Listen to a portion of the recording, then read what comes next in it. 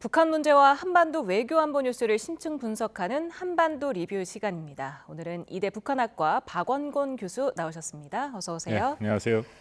이달 중순에 북한이 노동당 전원회의를 열고요. 내년 초에는 9차 당대회가 예정이 되어 있는데 이를 통해서 향후 5년간의 북한의 대내외 정책을 결정짓지 않습니까? 어떤 결정 예상하십니까? 일단 북한에서 하는 당대회라는 것은 북한 최고 정치 체제죠. 그래서 그 안에서 당의 노선이라든지 정책, 또 조직, 지도부 구성 그런 것들을 공식적으로 결정하는 매우 중요한 회의입니다. 그러니까 김정은 시기에 들어서 특징 중에 하나가 이게 원래 5년에 한 번씩 개최되게 돼 있었는데 이전에 자기 할아버지 김일성, 김정일 시기에는 제대로 5년에 한 번씩 그렇게 개최되지 않다가 김정은 시기에 들어서부터는 이제 5년에 한 번씩 꼬박꼬박 개최되는 모습을 보이고 있다. 그렇다면 9월 초 정도에 아마 다시 할 가능성이 있고요.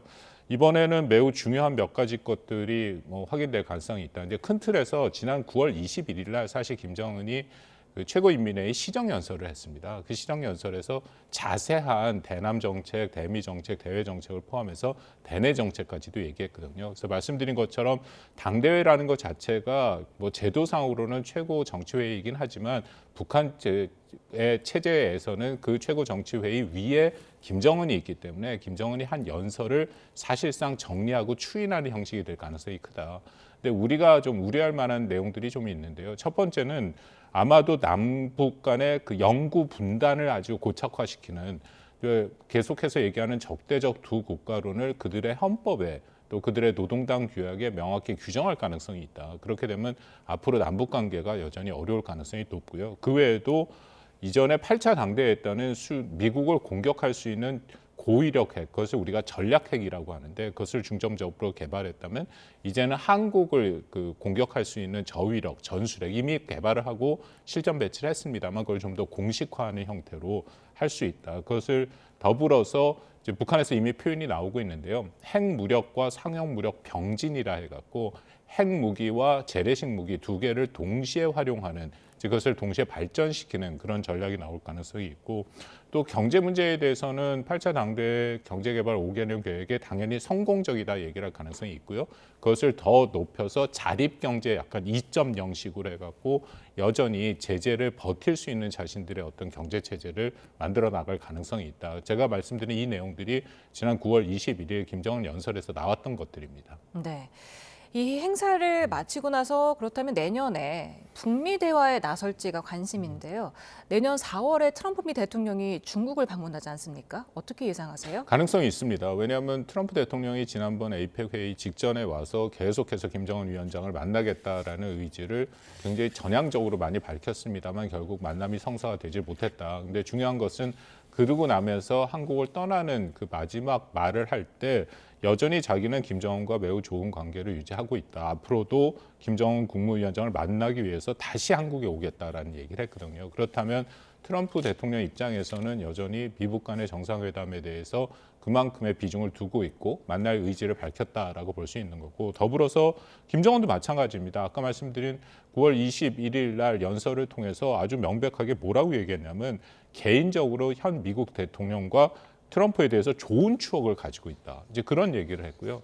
대신에 이전과 같은 어떤 비핵화 협상을 하기 위해서 만나는 것은 아니고 자신들을 사실상 핵 보유국으로 인정한 그런 상태에서 핵 군축 협상을 하겠다. 그래서 김정은의 말을 그대로 옮기면 허황된 비핵화 집념을 미국이 털어버리면 그리고 현실을 인정한다면 못 만날 이유가 없다라고 얘기를 했고요. 이것은 지난 7월 달에 북한의 김정은의 동생 김여정이 이것을 갖고 새로운 사고를 해라 미국이 그럼 만날 수 있다 얘기를 하고 있거든요. 그렇다면 최소한 양측에서 만나고자 하는 그런 의지는 확인이 된 거기 때문에 시점도 아마 계속 얘기가 나오는 것처럼 내년 4월 연합훈련과 전략자산 전개를 어떻게 할 건지 그리고 4월 달에 베이징을 가는 그 시점이 아마 가장 유력하지 않을까 생각되고요.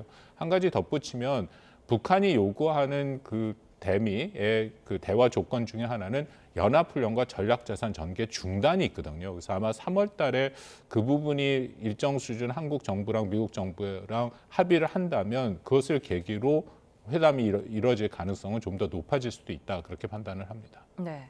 북한이 지난해 1월에 시작된 지방발전 20승 10 정책을 계속 강조하고 있는데 이게 뭡니까? 20승 10이라는 것은 20년 동안 20개의 북한의 시군, 그러니까 지방에 있는 시군을 공장을 한 개씩 앞으로 10년간 짓겠다라는 겁니다. 이것을 2024년 1월 달에 최고인민회의 시정연설에서 김정은이 얘기한 건데요. 북한 같은 경우에는 평양과 지방 간에 이런 워낙 격차가 심하기 때문에 지방에 낙후된 것을 좀 고쳐보겠다라는 이제 그런 아주 야심찬 새로운 경제 정책 중에 하나고, 이것은 8차 당대회 때 발표된 경제개발 5개년 계획에 들어가 있지는 않습니다. 말씀드린 2024년부터 시작이 된 거고요.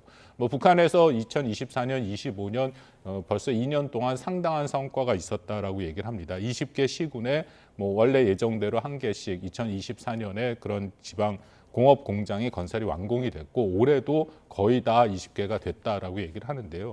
이게 기본적으로 한계가 있는 겁니다. 왜 이런 말씀을 드리냐면, 현재 아직도 북한은 제재에 놓여 있기 때문에 그런 공장을 짓기 위해서는 사실상 자본이 필요하고 또 설비도 필요하고 그런 것들이 들어와야 되는데, 이것은 여전히 제재에 막혀 있어서 20곳이나 되는 곳에 그런 것들을 공급하기에는 상당히 한계가 있을 수밖에 없다라는 것도 있고요. 또 하나는 북한이 만성적 전력난에 시달리고 있거든요. 근데 전력이 없는 상태에서 20개나 되는 공업시설을, 그것도 2년 연속이면 벌써 40개라는 얘기인데, 그 정도를 할 수 있는 그 능력이 되지 않고 있다라는 것이고요. 가장 결정적인 것은 아까 말씀드린 재원이 있어야 되지 않느냐. 왜냐하면 새롭게 공장을 만든다라는 것은 외부에서 투자가 오거나 아니면 자체 내에서 그 공업이 발전해서 거기에 잉여 자금이 생겨야 되는데, 북한이 현재 그런 상태가 아니거든요. 그렇다면 20곳의 공장을 짓기 위해서 사실은 굉장히 제한된 자원 사이에서 서로 간의 싸움이 있을 수밖에 없다. 이제 그것을 뭐 우리가 흔히 말하는, 영어로 써 죄송합니다, 렌트 시킹에서 지대 갈취를 한다라는 표현이 있는데, 파이는 그대로 있는데 그 파이에서 누가 더 많이 가져가냐, 그 싸움이 있고요. 결국 그렇다면은 북한 체제 내에서 일정 수준 부패나 간부 부패나 뭐 그런 모습들이 보이고 있는데, 그런 것이 좀 더 심화될 수 있다. 그래서 20승 10이라는 것은 일종의 경제 발전을 위한 로드맵이라기보다는 정치 선정적인 그런 상징적인 목표가 더 중요한 것이 아닌가, 실질적인 성과보다는 이제 그런 평가가 뭐 많이 이루어지고 있습니다. 네, 조금 전에 북한이 만성적인 전력난에 시달리고 있다 이렇게 분석을 해주셨는데, 최근에 북한의 야경이 급격히 밝아지고 있다는 분석도 나왔습니다. 북한의 올해 1에서 3분기 조도 지표가 2021년의 7배 수준이라는 위성 이미지 분석 결과도 나왔던데, 이건 어떻게 보세요? 일부 증가된 것은 맞는데요. 야간 조도가 증가했다는 것은 반드시 전체적으로 전력량이 늘었다라고 볼 수는 없는 면이 있습니다. 왜냐하면 어떤 특정 지역이나 특정 분야에 대해서 전력 공급을 집중하게 되면 전체적으로는 조도가 높아지는 게 있거든요. 물론 말씀을 드리겠습니다만, 러시아에서 들어오는 원유나 정제유 같은 것을 통해서 전력이 좀 발전될 수 있다, 전력량이 늘어날 수 있다는 것은 인정을 합니다. 그런데 이 말씀을 드리는 가장 기본은 북한이 수력 발전에 대해서 의존도가 60%나 됩니다.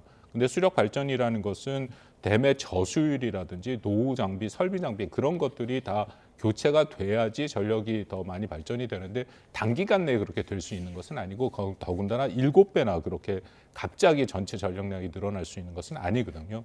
그리고 또 하나 그것을 열심히 보면, 그 내용을 보면 주로 평양의 중심가라든지 아니면 원산, 청진, 나성 같이 주로 공업 중심지 혹은 군수산업 중심지 중심으로 그런 조도가 높아졌다.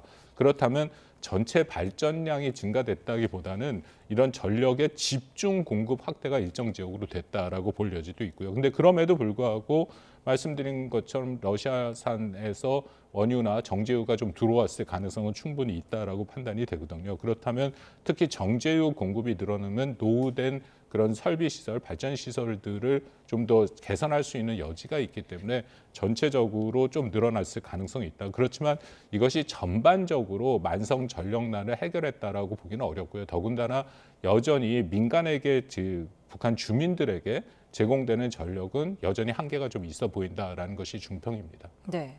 북한은 미사일 개발에 집중한 이후에 해군위에서 지금 공군력 강화를 주문하고 있는 모습인데요. 김정은 위원장이 핵전쟁 억제력 행사에서 공군에 새로운 임무가 부여될 것이다. 이렇게 강조했던데 뭐가 달라지는 걸까요? 그러니까 북한이 사실 한국이나 미국이나 다른 국가랑 유사한 형태로 자신들의 우리는 핵은 없습니다만 그런 것을 유지하고 또 운영하겠다라는 거거든요. 기본적으로 이들은 이제 전략군이라 해서 탄도미사일, 순항미사일, 미사일이 있고요. 그리고 최근에 이것도 비교적 최근입니다만 해군력에 통해서 해군의 전술핵을 탑재할 수 있는 그런 어떤 잠수함을 지금 개발하고 있고 또 그들이 말하는 강건함이라든지 그런 식의 그런 구축함도 보여주고 있거든요. 근데 거기에 더불어서 공군 전력까지 활용을 해서 뭐 쉽게 말해서 공군의 핵을 투사할 수 있는 그런 전폭기라든지 아니면은 그 전투기를 통해서 또 핵을 발사하는 그러면 이게 사실 우리가 이걸 삼축 체제라고 얘기하거든요. 세 번째 체제까지 다 완성하는 그 방향으로 가게 있다. 그래서 핵 투발 수단을 그렇게 다양화, 다종화하는 그런 작업에 들어가 있다라고 판단이 되고요. 그리고 아까 잠깐 말씀드린 이것이 북한이 말하는 김정은이 9월 달에 아주 공식화를 했습니다만 핵 무력과 상용 무력의 전력의 전력화에 있다.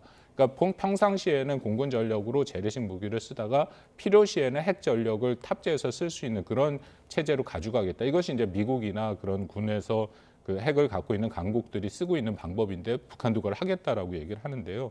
근데 문제는 이것도 구조적으로 한계가 있을 수밖에 없다. 왜냐하면 북한이 갖고 있는 그런 전투기라는 게 미그 21이나 미그 23, 수호이 25 같은 것들인데요. 이게 1960년에서 80년대에 들어온 것들입니다. 그래서 사실상 매우 노후화됐고 그래서 뭐 러시아에서 이거보다는 좀 더 나은 이른바 4세대 전투기 미그 29나 수호이 27 저는 가능성이 크지 않다고 생각을 하는데 그런 것들을 설사 받는다 하더라도 한미의 공군력에는 대할 수가 없다. 우리가 갖고 있는 F-35A 같은 경우는 5세대 전투기거든요. 그래서 북한은 아직도 제공권이라는 것을 한국이나 뭐 미국이나 비슷한 수준으로 유지할 수 없기 때문에 그들이 개발하는 이것들은 정말 군사적으로 유의미한 그런 것을 하기에는 뭐 명백한 한계가 있어 보인다라고 판단이 됩니다. 네.